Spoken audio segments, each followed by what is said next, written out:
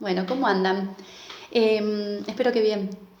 Voy a empezar con la Odisea, por lo menos el primer canto, no quiero que los videos sean muy largos. Lo importante es que tratemos de, ya que lo voy a leer y que van a tener un audio, traten de buscar el espacio, de adentrarse en los textos, de ponerse unos auriculares, lo frenan, toman apuntes, tienen un texto similar para seguir la lectura si algo no se me entiende. Tenemos 24 horas en el hogar. Traten de buscar el espacio para ingresar en el mundo de la literatura. Yo sé que a algunos les es tedioso, pero una vez que ingresan, es tan hermoso como ver una película que te encanta o una canción que te encanta. Te metes en un mundo, ¿sí? que uno siente que está inmerso en ese mundo, no que está con un papel y hojas y letras. Entonces tómense ese tiempo, permítanselo, qué sé yo, por lo menos para probar en la cuarentena y amar la literatura o disfrutarla. La Odisea, recuerdan que les conté un poquito, es la historia de Odiseo que tiene que volver de la guerra de Troya, ¿sí? ¿Cómo se inicia la Odisea? Con unos cantos que se llaman la telemaquia. Lo llamaron los críticos, no es que lo llamó Homero. ¿Por qué? Porque es la historia de Telémaco. ¿Quién es Telémaco? El hijo de Odiseo, que ya creció, porque piensen que la guerra de Troya duró 10 años y que después todos los héroes griegos ya volvieron a sus reinos y Odiseo no volvió. Hace 10 años que no vuelve. Entonces imagínense que el chico creció, el hijo Telémaco, y la situación en Ítaca es crítica. Está él con Penélope en el reino, pero no hay rey. Y todos los nobles, ¿sí?, le están exigiendo a Penélope que elija un nuevo rey.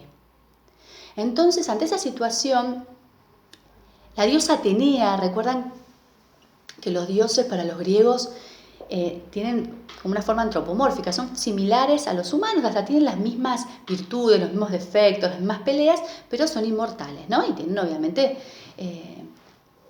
ciertos poderes. La diosa Atenea, que es la diosa que intercede ante el resto de los dioses, de su padre Zeus, para que ayuden a volver a Odiseo, porque dice, chicos, hace 10 años que no vuelve, ya vamos a ver por qué. Baja, ¿sí?, toma la forma de un asesor y baja a decirle a Telémaco que tiene que hacer algo, averiguar algo de su padre. Ella ya sabe que está vivo, pero no le puede decir. Entonces le dice, bueno, en esos cantos lo que va a hacer Telémaco es reunirse en asamblea con los nobles y decirles que va a hacer un viaje a diferentes islas griegas, para hablar con los compañeros de su papá, que pelearon también en Troya, que ya volvieron, para buscar información, para saber si murió, si no murió, si saben que se embarcó, para buscar información. Esos van a ser los primeros cantos. Yo lo voy a leer, los cantos que no lleguemos a leer, yo les voy a decir, léanlos ustedes, para no atrasarnos. Yo les dejé el link con un PDF. Y la idea es que vayan poniendo con qué personajes, porque esos personajes son héroes de la Ilíada, se va encontrando Telémaco y qué información recauda, ¿sí? Para empezar, la Odisea se abre con una invocación a las musas, ¿sí? Las musas, el poeta, recuerden que eran aedos, ¿sí?, que eran como los juglares de la Edad Media, eran aedos, eran poetas que iban de pueblo en pueblo, habían memorizado, ¿sí?, los versos, que probablemente eran situaciones comunes, o de la guerra, o del regreso de los héroes de la guerra, que cada poeta le ponía su condimento, ¿sí? Cada poeta hacía una creación a partir de esos hechos que ya los conocían, eran como históricos para ellos, ¿sí?, aunque fuera el mito.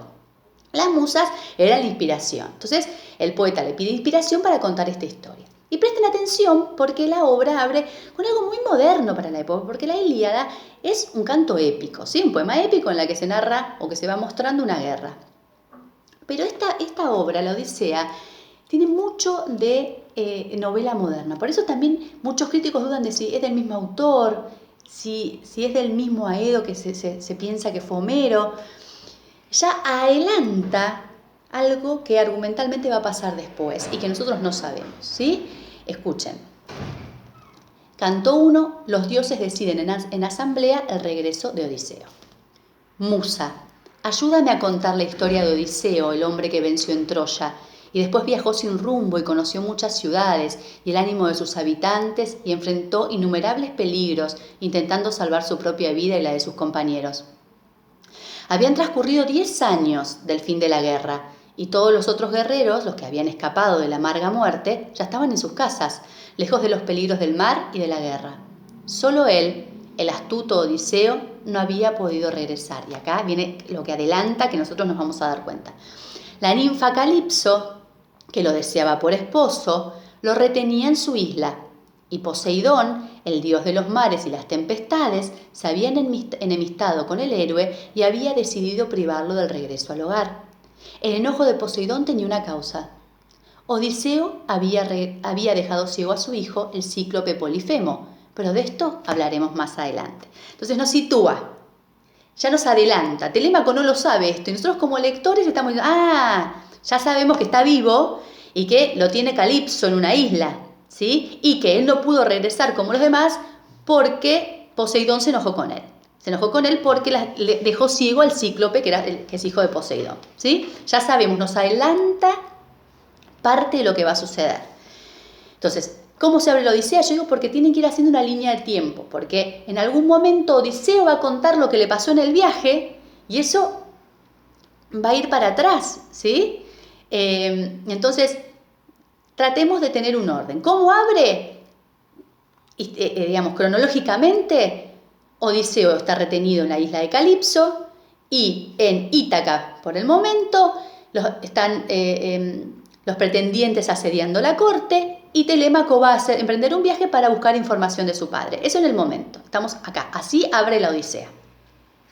No es que vamos acompañando a Odiseo, ¿sí?, a lo largo del viaje. No es que empieza con Troya y vamos a ver qué le pasó. Eso nos lo va a contar Odiseo después, en un relato enmarcado. Entonces nos adelantó esto y ahí empieza. Un día, los dioses se reunieron en la cumbre resplandeciente del Olimpo. Todos estaban presentes, menos Poseidón, que había viajado al país de los etíopes para presenciar unos sacrificios que se hacían en su honor. Eran muchos los dioses que amaban a Odiseo y deseaban que el héroe por fin volviera a casa, pero la que más lo amaba era Atenea, la de ojos brillantes, pues admiraba su ingenio y su valor. Fue ella la que habló en primer lugar y se dirigió a Zeus con estas palabras. Padre querido, mi corazón siente tristeza por Odiseo, que lleva muchos años lejos de los suyos, en una isla perdida en el mar. Allí, la ninfa Calipso lo retiene con promesas, deseosa de que él se olvide de su patria. Pero Odiseo, que solo anhela volver a su hogar, prefiere morir. ¿No te conmueven estas cosas, Zeus? ¿Por qué le tienes tanto rencor? Y Zeus, el que junta las nubes, le contestó. Ven que cada vez que aparece un personaje aparece un epíteto épico, que significa una característica, ¿sí?, que es propia de ese personaje, como un adjetivo, ¿sí?, como una frase adjetiva, que le servía al poeta como un tip para memorizar, ¿no? Si cada personaje tenía una característica asociada, ¿sí?, que piensen que esto era una fórmula de oralidad para memorizar. Entonces, Atenea es la de los ojos brillantes, Zeus es el que junta las nubes. Puede haber diferencias en las traducciones, pero tiene que ver con esto. Hija mía, ¿cómo piensas que podría olvidarme de Odiseo, que se destaca entre los hombres por su ingenio y por los sacrificios que ofreció a los dioses? Sabes muy bien que yo no le guardo ningún rencor, pero mi hermano Poseidón, el que hace temblar la tierra, sigue enfurecido con él por haber cegado a su hijo Polifemo. Por eso lo hace andar sin rumbo y lejos de su patria. Pero tienes razón, ha llegado el momento de que entre todos pensemos el modo de ayudarlo a regresar. Poseidón deberá dejar de lado su enojo, pues no puede luchar solo contra la voluntad del resto de los dioses inmortales. Entonces Atenea, feliz por lo que acababa de escuchar, sugirió el siguiente plan. Enviemos a Hermes es el mensajero, el de las sandalias aladas, para que le anuncie enseguida a la ninfa Calipso nuestra decisión, que debe permitir que Odiseo vuelva al hogar. Mientras tanto, yo me presentaré en Ítaca para infundirle coraje a Telémaco, el hijo de Odiseo, e impulsarlo a enfrentar a los desconsiderados pretendientes de su madre. También lo haré ir a Esparta y a Pilos para que hable con los guerreros que regresaron de Troya, averigüe noticias sobre su querido padre y se vaya haciendo fama de valiente entre los hombres. Y cuando terminó la asamblea de los dioses, Atenea bajó volando desde el Olimpo hasta la isla de Ítaca y se detuvo ante el pórtico del palacio de Odiseo. Empuñaba una lanza de bronce y como los dioses no suelen presentarse ante los mortales con su aspecto real, había tomado el aspecto de un forastero, Mentes, jefe de los Tafios. Desde la puerta vio cómo los pretendientes jugaban a los dados, comían y bebían. Eran los hijos de las familias más importantes de la isla y cada uno de ellos aspiraba a que Penélope lo eligiera como esposo, pero ella no se resignaba a aceptar que su amado Odiseo había muerto y demoraba la decisión. Mientras tanto, los pretendientes actuaban con insolencia y consumían la hacienda de la familia, organizando continuos banquetes en los que abundaba la carne asada y el vino. Ese día Telémaco estaba sentado entre ellos con el corazón entristecido y pensando en su padre. Ojalá volviera, expulsara a los pretendientes y recobrara sus honores y reinar otra vez en su casa. Mientras pensaba esto, Telémaco vio a Atenea. Enseguida se dirigió al pórtico. Apenado por haber hecho esperar